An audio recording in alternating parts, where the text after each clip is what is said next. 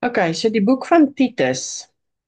Titus was net soos wat Paulus aan gemeentes geskryf het, het hy ook aan spesifieke persone geskryf, soos byvoorbeeld Timoteus en Titus was een van die persone aan wie hy dan 'n brief geskryf het.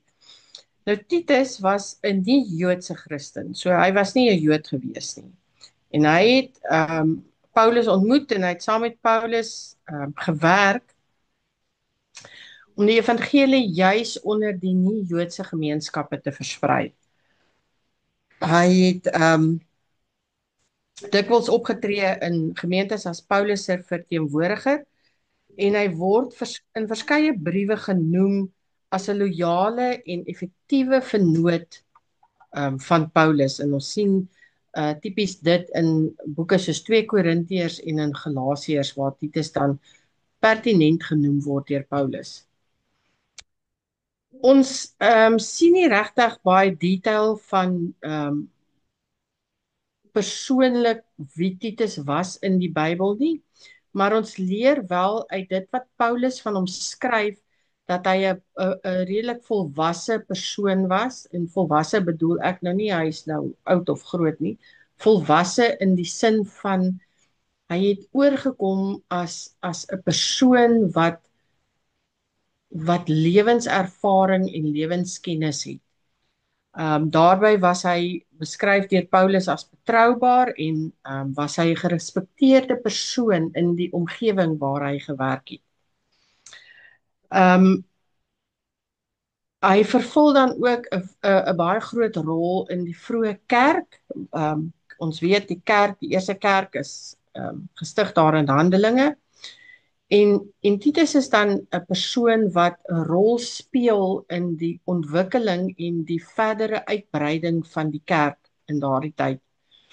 En hy tree veral baie op in die kerke wat Paulus dan stig en lewer daar 'n bydrae deur die gemeente op te hef, geskille tussen gemeentelede op te los en 'n tipe van 'n leier 'n tipe van 'n leierskap daar te stel vir mense om na te volg.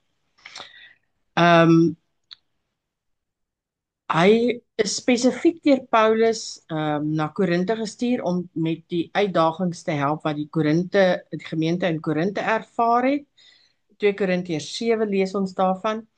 En hy is dan ook die verantwoordelikheid gegee om die kerk in Kreta te organiseer en daar dan ook wat ons vandag ken as ouderlinge aan te stel. Ons lees dit in Titus 1 vers 5.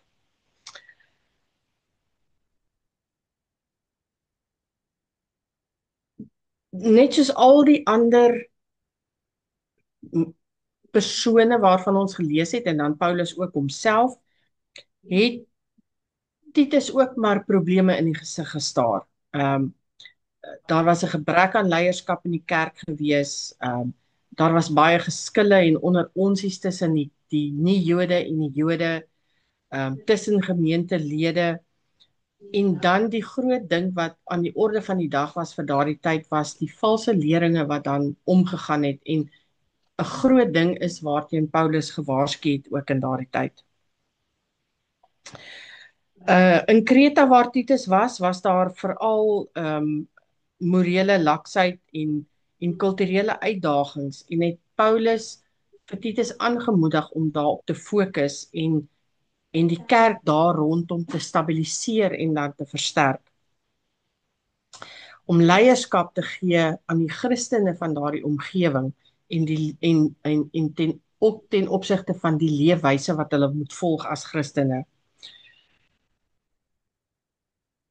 Die boek of die brief dan vorm saam met 1 en 2 Timoteus deel van Paulus se pastorale briewe. So dit is 'n baie teologies georiënteerde boek soos wat 'n dominee vir jou sal raad gee en skryf. Dis 'n pastorale boek. Die brief word geskryf deur Paulus homself. Hy identifiseer hom ook as sulks in 1 Timoteus of in 1 Titus 1 vers 1. En ons weet dat die brief geskryf is tussen om en by 63 tot 65 na Christus. ehm nadat Paulus uit sy eerste gevangenskap in Rome vrygelaat is. Die boodskap of die boodskap wat Paulus aan Titus ook gee is dat die hoe die kerk gestruktureer moet word, hoe ons as Christene moet leef en hoe God se genade lewens verander. Dit gaan alles oor om die evangelie te ondersteun met alles wat kom nadat jou verlossing deur die Here gebeur het. Hoe leef jy? Wat is jou rol in die kerk van God? En ek dink dis 'n belangrike vraag wat ons onsself kan afvra ook vandag is, wat is ons rol in die kerk van die Here? En wie en wat is die kerk? En as ons dit verstaan, dan gaan ons verstaan ook baie beter dalk waarvan Paulus dan praat. Want onthou, die kerk is nie die gebou, dis nie die NG Gemeente Sint Helena Baai en die dominee wat daar is nie. Dis nie die kerk nie. Die kerk is ek en jy. En as Paulus skryf aan die kerk, dan skryf hy eintlik ook aan jou en my. En dat as ons as kerklede saamkom, dan is dit waar die groot dinge gebeur. As die gemeente saamkom en saam staan en saam gelowig bly in dit waarin hulle glo.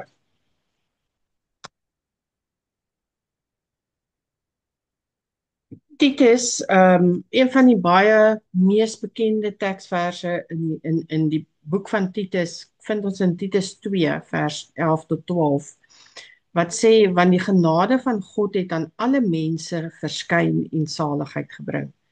Dit leer ons om nee te sê vir goddeloosheid en om selfbeheers, opreg en vroom in die wêreld te lewe. So daar is daai boodskap van die Here het vir ons redding gebring vir alle mense. Nie net vir my nie, nie net vir jou nie, maar vir almal van ons wat hier is. En as ons daai verlossing wat die Here vir ons bring aanvaar, dan is daar in ons 'n behoefte en 'n wil om selfbeheers opreg te lewe vir God, om die regte dinge te doen. Ons is nie volmaak as mense nie en ons maak foute, maar daai behoefte in jou bestaan om reg te lewe. OK. Dis so in kort die boek van Titus. Dan kom ons by Filemon. En ons kyk bietjie na weer eens, dit is 'n brief wat Paulus aan 'n spesifieke persoon geskryf het.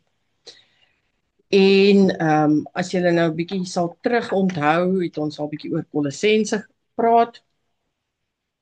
Handelsstad wat in Klein-Asië was, wat ons vandag ken as Turkye. Nou Filemon was 'n Christen uit Kolosse gewees en hy was 'n welgestelde Christen. Hy was ryk in plain Afrikaans. En ons weet hy was ryk weens die feit dat hy 'n slaaf gehad het. Heel waarskynlik meer as een slaaf, maar Paulus praat spesifiek oor die een slaaf wat hy gepraat het. En in daardie tyd was jy ryk as jy slawe besit het. Daar word aangeneem deur Bybelskoolliere dat Filemon jou waarskynlik die Here aangeneem het deur Paulus, deur dit wat Paulus, die evangelie wat Paulus gebring het, in sy tyd, en dat Filemon daardeur sy hart vir die Here gegee het. Filemon het dan so begin deur 'n huiskerk by sy huis te begin aanbied. Ons lees daarvan in Filemon 2. So Filemon het dadelik hierdie ek wil vir die Here iets doen, ek wil vir die Here werk, het hy aangeneem vir homself en 'n roeping gevoel en hy het as gevolg daarvan het hy 'n huiskerk begin. Nou die slaaf wat Filemon gehad het, sy naam was Onesimus. Nou Onesimus het weggeloop. Ehm Hy het jou waarskynlik maar 'n paar van Filemon se goed gesteel, maar Onesimus het weggeloop. En Onesimus het in die tronk beland, jou waarskynlik as gevolg van die goed wat hy gesteel het. En hier in die tronk ontmoet Onesimus vir Paulus. Bybelskoliere neem aan dat dit in Rome was, want dis waar Paulus op daardie stadium in die tronk was. En Onesimus, deur Paulus se getuienis en deur Paulus se prediking, neem Onesimus ook die Here aan en word Onesimus ook 'n Christen. En Paulus skryf hierdie boek of hierdie brief aan Filemon om vir Filemon te probeer oor of vir Filemon te oortuig dat Onesimus sy lewe omgedraai het en dat Onesimus nie meer 'n slaaf moet wees nie. En dat Filemon nie soos wat jy met enige ander slaaf wat sou weggeloop het moet deel nie. Want Onesimus is nou sy broer. Onesimus word nou gesien as sy gelyke. So ek dink dis 'n belangrike boodskap vir ons as Christene. Enige mede-Christen is 'n gelyke van ons. Ons is nie beter of hy of sy is nie beter nie. Ons is gelyke kinders voor die Here. Ons is gelyk in die familie van God. Nou slawerny in daardie tyd was 'n baie lelike ding gewees. Um en hulle sê historikuste skat dat tot 1/3 van die bevolking van daardie tyd slawe was. Hulle het in huise gewerk, hulle het in lande gewerk, hulle was um, selfs goed opgevoede mense gewees wat slawe was. Maar as slaaf het hulle geen wetlike regte gehad nie. En dis dan wat met Onesimus gebeur het. Hy was Filemon se slaaf, hy het geen regte gehad nie. Maar hy het weggeloop van Filemon af, hy het Paulus in die tronk ontmoet en daar het hy sy hart vir die Here gegee. En Paulus beskou Onesimus as 'n broer en hy vra vir Filemon ook om dieselfde te doen. Dis sy gelyke. Hy is nie meer 'n slaaf van Filemon nie. Onesimus, interessant genoeg, die naam Onesimus beteken nuttig. En vir Paulus het hy nuttig geword want Paulus het hom begin gebruik.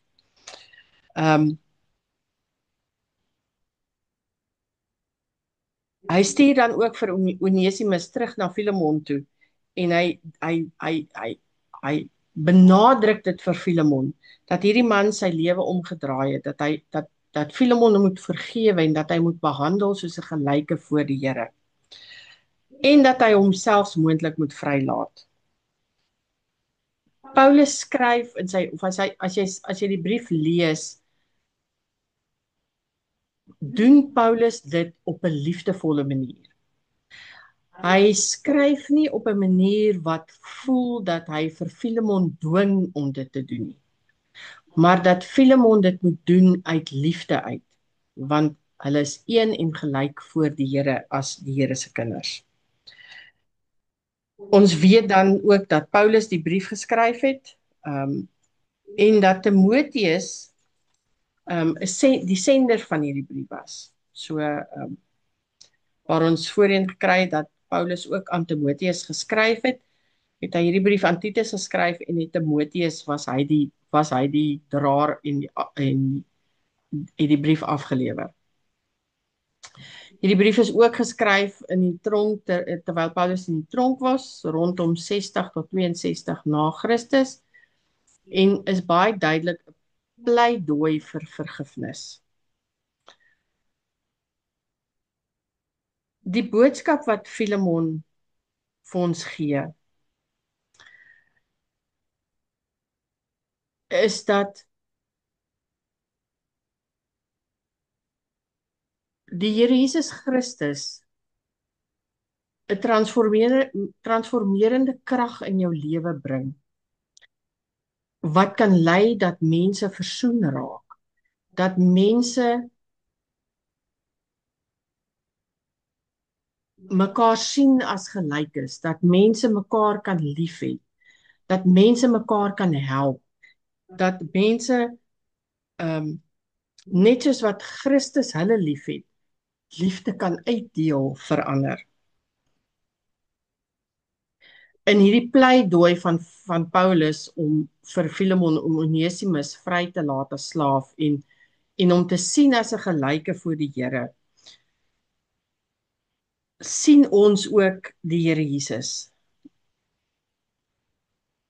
Hoe sou hoe sou hy wil hê dat Filemon vir Onesimus moet behandel?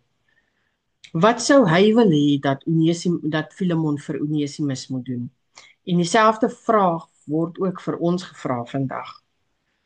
Die brief wys vir ons hoe geloof in Jesus harte en verhoudings kan verander. Nie ten slegte nie, maar net ten goeie.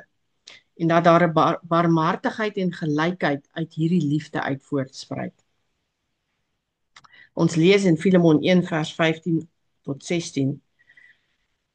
Miskien was hy vir 'n kort tydjie van jou geskei sodat jy hom altyd terug kan hê. Nie meer as 'n slaaf nie, maar meer as 'n slaaf, as 'n geliefde broer. Dit was Paulus se pleidooi. 'n Mede-Christen is jou boetie of jou sussie. 'n Mede-Christen is jou familie. 'n Mede-Christen moet gelyk gesien word voor die Here. Jy's nie sy meerdere nie en hy of sy is nie jou meerdere nie. Right. Dankie Ron.